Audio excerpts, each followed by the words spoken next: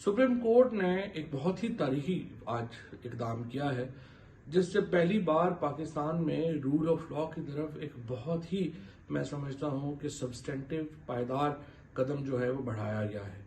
Supreme court ने इस बात का नोटिस लिया कि किस तरह से जो बड़े लोग हैं हुकूमत में, उनकी खिलाफ जो मुकदमात हैं उनमें तफ्तीशी टीमों को तब्दील किया जा रहा है, उसमें मनपसंद वकील अपॉइंट किए जा रहे हैं और जो एविडेंस है उसके साथ टेम्पर किया जा रहा है, यानी रिकॉर्ड में तब्दीली की जा रही है।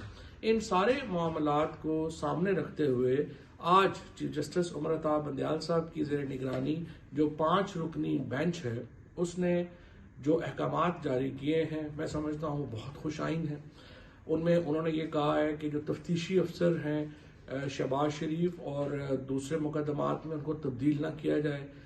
नैब और FIA को नोटिस दे दिया गया है कि जो तब्दीलियां की गई हैं वो कैसे और किस प्रोसेस के तहत की गई हैं।